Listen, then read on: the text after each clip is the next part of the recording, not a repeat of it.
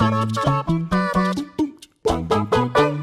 Michael Jackson once famously sang, "I'm pleading with the man in the middle. I'm asking him to not book our fullback because he barely even touched him, mate." Such is the life of a referee. It's a weird existence, as we usually consider a good officiating performance to be one that we don't talk about. We only tend to mention them when they do things wrong, ergo the less we're doing that, the more they're doing right. But sometimes they are all we can talk about after the final whistle, and in tournament football, when they cost you big.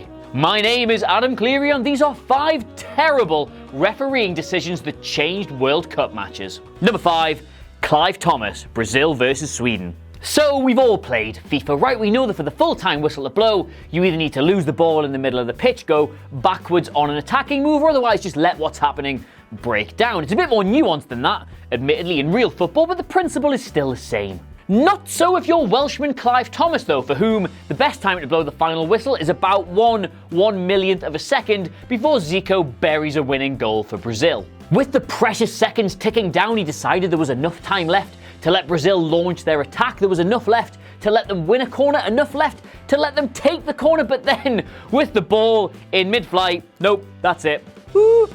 The whistle was still in his mouth when Zico met the ball to make it Brazil 2, Sweden 1. The protests, by today's standards, were pathetically tame, and everybody just sort of walked off quite indifferently.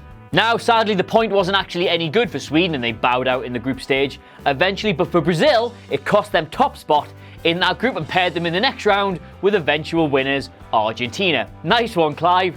Number 4, Graeme Poll, Australia versus Croatia. Now, if you're a UK resident, you no doubt enjoy watching BT Sport for the expert refereeing analysis they get from actual referees during complex and uncertain decisions. Unless, of course, they're using Graeme Poll that day and your only reaction you can come up with is, "Yes, mate, that's very good, but you once booked the same player 3 times. I'll set the scene. It's the final game in Group G of the World Cup. Both sides can progress if the result goes their way. It's nervy, it's tense, it's prickly, it's fierce. It's the kind of game you need the referee to be absolutely on the money with. Enter Graeme Poll.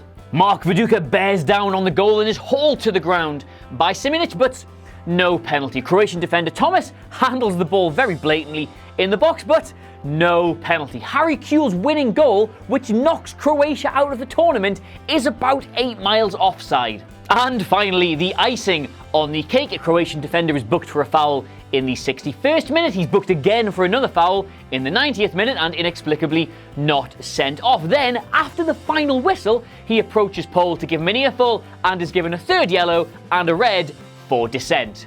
English referees, the best in the world. Number 3, Ali bin Nasser, England versus Argentina. Now, full disclosure here, as a member of the Goalkeepers Union, play the clip. Oh! I do not attach a single ounce of blame to the referee for the hand of God because he was far away, it all happened in a flash and he missed it. These things happen. What shouldn't ever happen though is a 6'2" goalkeeper getting outjumped by a 5'5" centre forward. Shilton has nearly a foot on Maradona. The ball is coming out of the sky towards him and he somehow gets stolen in ahead of for a slam dunk. That said though, yes, I guess this is technically cheating, and yes, it was a knockout game that finished 2-1, so you've got to throw some of the blame at Ali bin Nasser of Tunisia. Plus, Maradona refers to him as my eternal friend, so yeah, maybe it is on him. Argentina, of course, went on to win the World Cup that year, while England went home to fume about being robbed. There is an argument, albeit an absolutely wild one, that this singular incident did more to damage Anglo-Argentine relations than the entire Falklands War. Football's serious business. Number 2, Edgardo Codesal, Argentina versus West Germany. If Argentina were the beneficiaries of a refereeing blunder in '86, then karma levelled that right out only 4 years later when, in an actual World Cup final, they were the victims of what was, let's just say, gamesmanship. Coming to the end of a tense 0-0 in the final, Jurgen Klinsmann played a brilliant 1-2 with Lothar Matthäus, and seeing Argentine defender Pedro Monzon coming in for a challenge he was never going to win, leapt above him, did a triple pike in the air, hit the ground, rolled around 3 times, and even did that little breakdancing shoulder lift thing for good measure. The referee, seeing this carnage and understandably thinking, "F*** me, he's killed him," promptly brandished a red card. Only problem being, there was absolutely zero contact. Worse still, after the 10 men understandably pulled the shutters down and attempted just to play for spot kicks, he awarded Germany a penalty with 5 minutes to go that was softer than your stepdad's telling off voice. Just goes to show what goes around rolls around 3 times and gets one of your defenders sent off. Number 1, Byron Moreno, Italy versus South Korea. Pains me to write this up because obviously the South Korea story from the 2002 World Cup was a brilliant one. An unfancied home nation makes it to the latter stages, upsets some of the big boys. Doesn't happen all that often. But how they got past Italy in the round of 16 leaves a bit of a sour taste in the mouth. Facing an uphill struggle in a simple 11 versus 11 contest, the decision making of referee Byron Moreno more than evened things up.